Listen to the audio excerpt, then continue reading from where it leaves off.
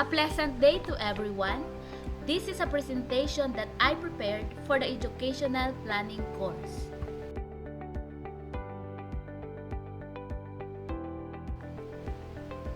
My name is Edeline Hamor, and my first topic is entitled Curriculum Development and Educational Planning. The subtopics in this include the following. Number 1, the role of curriculum in educational planning. 2, curriculum development models. 3, aligning curriculum with strategic goals.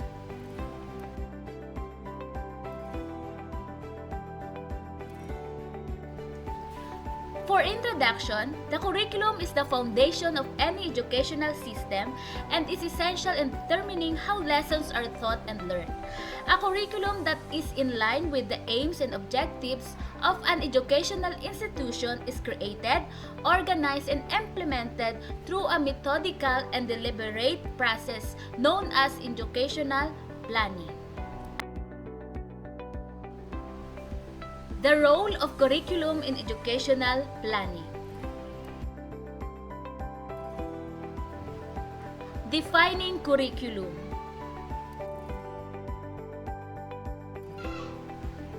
Curriculum encompasses more than just textbooks and lesson plans, so it includes the totality of experiences, both planned and unplanned, so that students encounter in an educational setting. These experiences aim to achieve specific educational goals and objectives. Curriculum as a blueprint. The curriculum acts as a guide for achieving academic success. So it lists the courses to be taken, the goals to be learned, the instructional techniques, and the procedures for assessment. A carefully thought out curriculum guarantees that pupils learn in a thorough and coherent manner. Meeting educational objectives. One effective technique for accomplishing educational goals is the curriculum.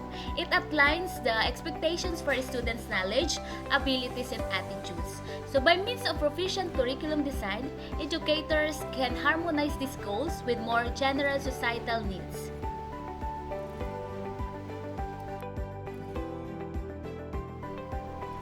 Adaptability and flexibility. Educational planning involves considering the dynamic nature of society and the evolving needs of learners. A curriculum must be adaptable and flexible to incorporate new knowledge, technological advancements, and changes in societal expectations.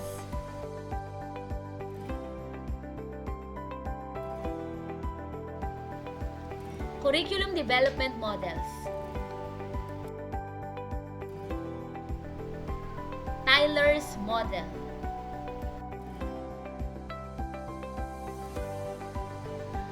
This creative strategy by Ralph Tyler in 1949 is centered on goal setting, picking relevant learning opportunities, and creating evaluations.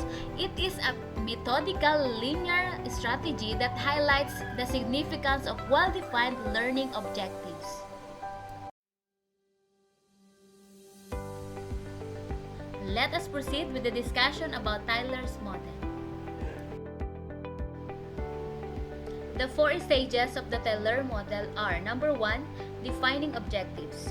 The first stage involves identifying the educational objectives or goals that the curriculum is intended to achieve. Objectives should be specific, measurable, achievable, relevant, and time-bound. 2. Selecting content. The second stage involves identifying the content and learning experiences that will help students achieve the objectives identified in the first stage. So the content should be relevant, meaningful, and appropriate for the intended audience. 3. Organizing content. So the third stage involves organizing the content and learning experiences into a logical sequence that facilitates learning. So this may involve developing a scope and sequence, creating lesson plans, and designing assessments. And last, evaluating outcomes. So the final stage involves evaluating the effectiveness of the curriculum in achieving its objectives. So this may involve assessing student learning, evaluating the effectiveness of the teaching strategies and materials used, and making any necessary revisions to the curriculum. The Taylor model of curriculum development is a widely used approach in education and is known for its focus on clearly defined objectives, alignment with learning standards, and systematic approach to curriculum development.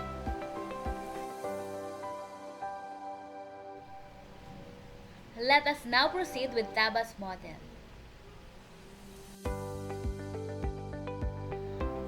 This model by Hilda Taba, 1902 to 1967, is more interactive and cyclical.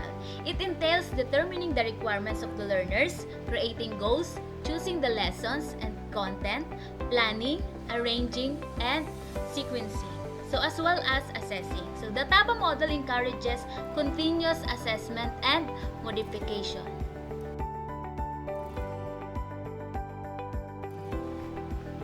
Taba's grassroots model has 7 steps, advocating a major rule for teachers. Number 1, diagnosis of learners' needs.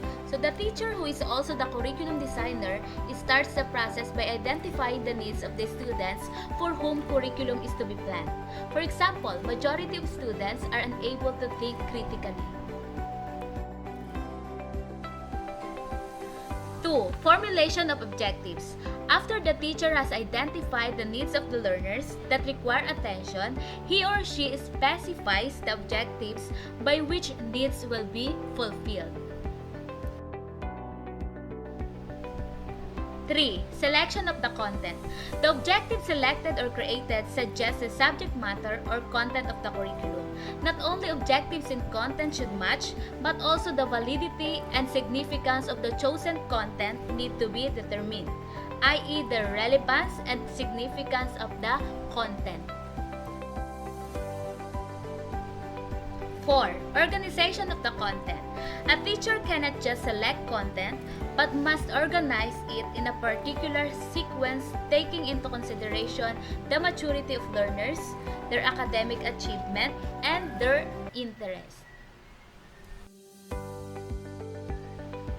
5. Selection of learning experiences. So, content must be presented to students and they must be engaged with the content.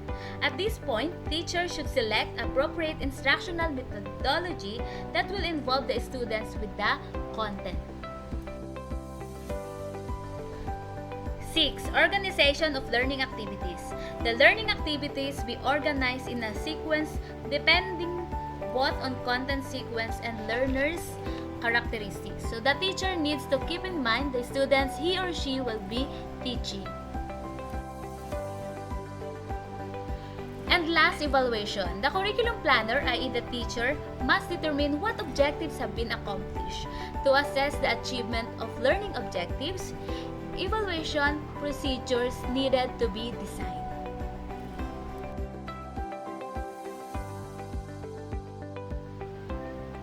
Let us now proceed with Wiggins and McTighe's Understanding by Design, or UBD. This model places a strong emphasis on planning ahead. When implementing UBD, educators start by determining the intended learning outcomes and then plan backward. This approach places a strong emphasis on beginning with the end in mind. When planning assessments and learning experiences, educators who use UBD start by determining the desired learning outcomes. Understanding and knowledge transfer are given priority. Along with assessments and learning opportunities, it places emphasis on knowledge transfer and comprehension. In Understanding by Design, Huygens and McTighe argue that backward design is focused primarily on student learning and understanding. When teachers are designing lessons, units, or courses, they often focus on the activities instruction rather than the outputs of the instruction.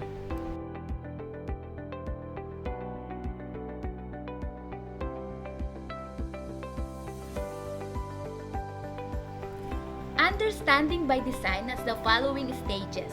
Number 1, identify the desired results. Number 2, determine acceptable evidence. Number 3, plan learning experiences and instruction. UBD stages of backward design. Stage 1.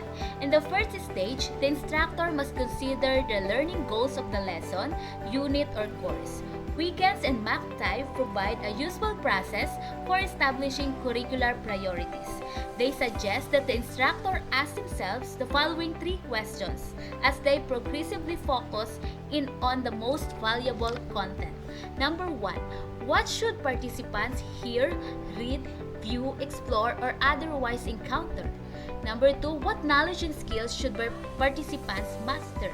Number 3, what are big ideas and important understandings participants should retain? Stage 2, determine acceptable evidence. So the second stage of backward design has instructors consider the assessments and performance tasks students will complete in order to demonstrate evidence of understanding and learning. In the previous stage, the instructor pinpoint the learning goals of the course. Therefore, they will have a clearer vision of what evidence students can provide to show they have achieved or have started to attain the goals of the course. Consider the following 2 questions at this stage. Number 1, how will I know if students have achieved the desired results? Number 2, what will I accept as evidence of student understanding and proficiency? Stage 3, plan learning experiences and instruction. The final stage of backward design is when instructors begin to consider how they will teach. This is when instructional strategies and learning activities should be created. With the learning goals and assessment methods established, so the teacher will have a clearer vision the strategies that would work best to provide the resources and information necessary to attain the goals of the course. A teacher should consider the questions below. Number 1, what enabling knowledge, facts, concepts, principles, and skills, processes, procedures, strategies will students need in order to perform effectively and achieve desired results? Number 2, what activities will equip students with the needed knowledge and skills? 3, what will need to be taught and coached, and how should it best be taught in light of performance goals? 4, what materials and resources are best suited to accomplish these goals? So moving on, we will now discuss the spiral curriculum model. This model, which was introduced by Jerome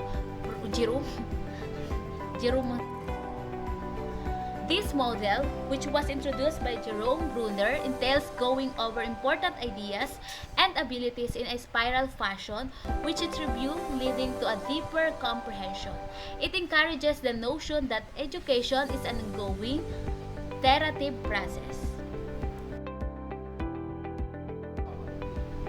Spiral curriculum, an approach to teaching, refers to a course of study in which fundamental ideas are repeatedly presented throughout the curriculum, but with deepening levels of difficulty, increasing complexity and lessons, and reinforcing previous learning. Here is the summary of the spiral curriculum. Topics are revisited sometimes within and across terms. Topics should be taught in greater depth each time. Level of difficulty should increase.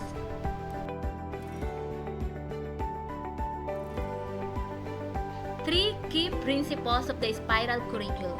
The spiral approach to curriculum has 3 key principles that sum up the approach nicely. So the 3 principles are: Number 1, cyclical. Students should return to the same topic several times throughout their school career. 2, increasing depth. Each time a student returns the topic, it should be learned at a deeper level and explore more complexity. 3, prior knowledge. A student's prior knowledge should be utilized when a topic is returned to, so that they build from their foundations rather than starting anew.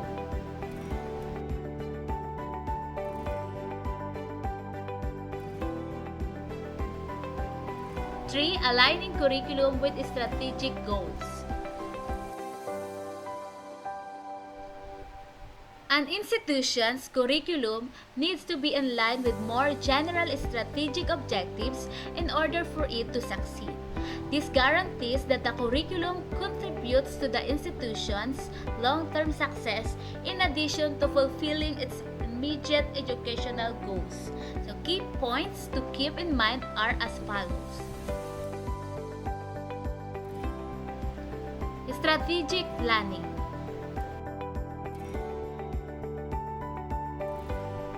The mission, vision, and long-term objectives of the institution must be known to educational planners. These strategic priorities should be supported by and included into the curriculum's design. Stakeholder involvement.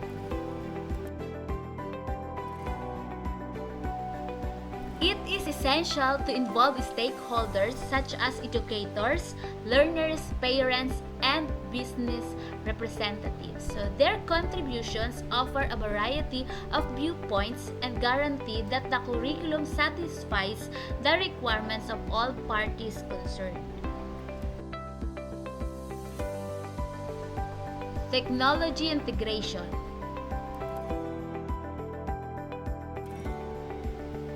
The use of technology in education is essential in the 21st century. So incorporating technology into the curriculum to improve learning outcomes and get students ready for the digital age is a common way to align it with strategic goals. Assessment and feedback. It is important to have regular systems for assessment and feedback in order to determine how well the curriculum achieves strategic objectives. So this makes it possible to continuously improve and adjust to shifting requirements. The dynamic processes of curriculum development and educational planning call for close attention to societal expectations, so student needs and educational goals. Teachers may build a strong framework for promoting meaningful and productive learning experiences by studying different curriculum development models, so comprehending the role of curriculum in educational planning and coordinating the curriculum with its strategic goals.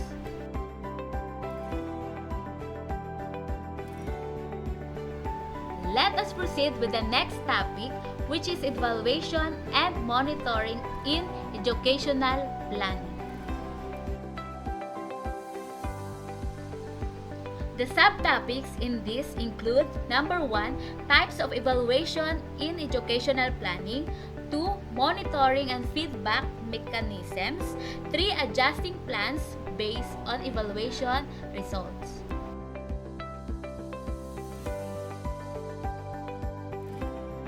Types of evaluation in educational planning. Formative evaluation.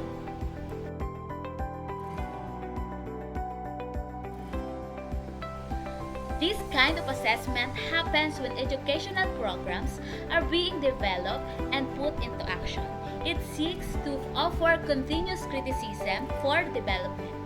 Similar to a compass, formative evaluation helps teachers make in-the-moment adjustments, improve their tactics, and raise the efficacy of their programs. Summative evaluation.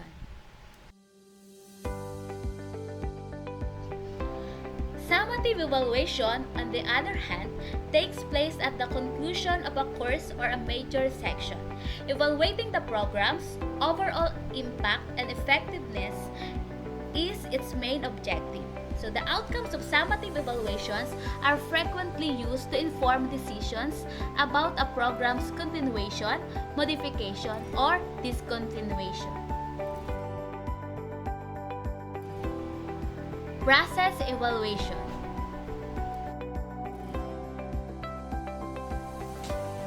The fidelity to program implementation is the main focus of this kind of evaluation.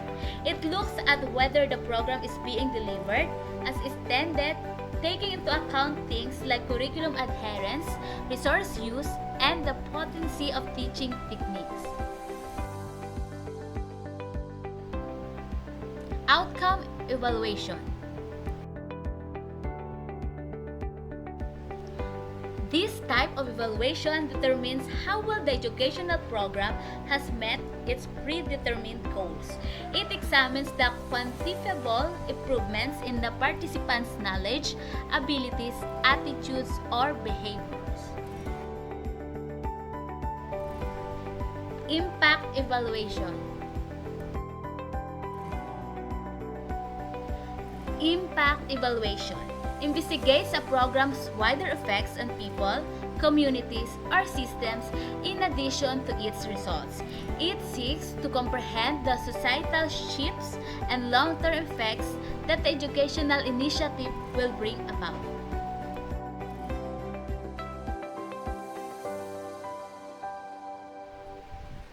Monitoring and feedback mechanisms. Monitoring is a continuous process that tracks the development and efficacy of an educational program through the methodical collection and analysis of data. Robust feedback mechanisms are essential for making well-informed decisions. Regular progress tracking.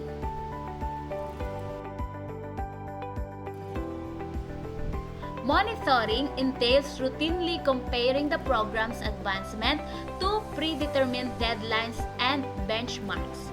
This enables teachers to spot any departures from the curriculum and implement necessary adjustments. Resource utilization monitoring.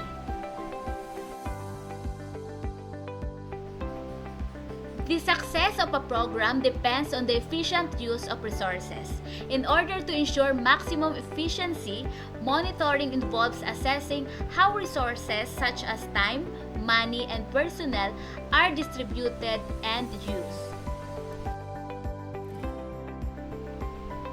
Quality assurance. Monitoring makes sure that excellent academic standards are upheld.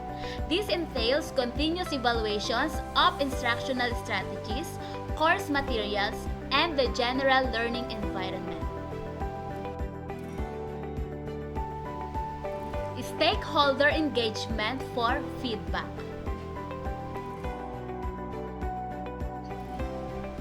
Getting different viewpoints requires involving stakeholders such as parents, teachers, students, and community members. Stakeholder feedback offers insightful information about the program's effectiveness and potential areas for development.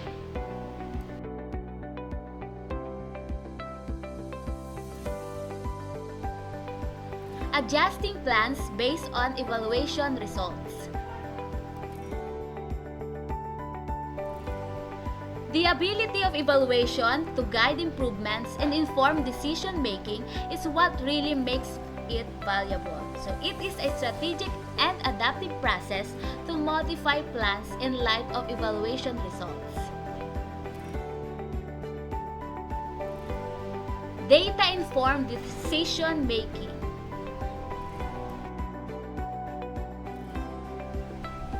The information provided by evaluation results is useful and ought to direct decision-making. By analyzing this data, educators can better identify their strengths and weaknesses and make the necessary adjustments. Continuous improvement.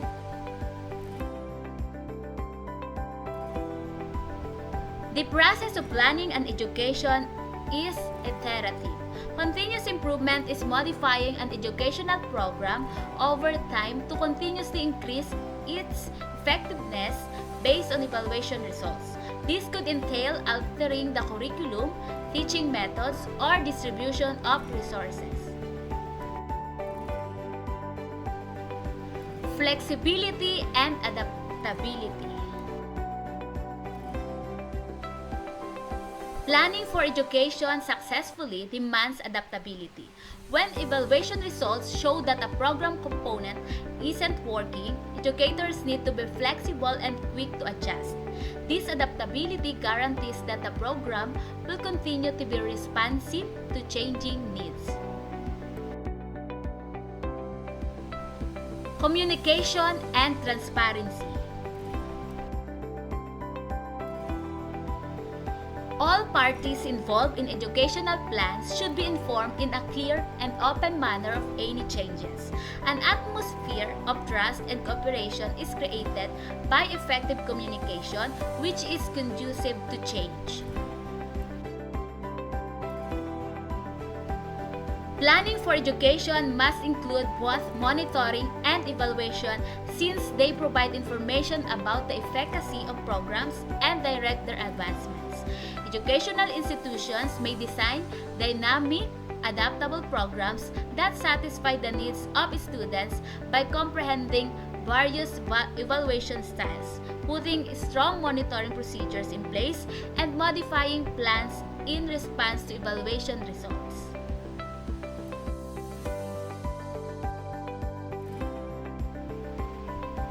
And that concludes my presentation. Let us remember this quote by Wendell Willkie. Education is the mother of leadership. Thank you very much for listening.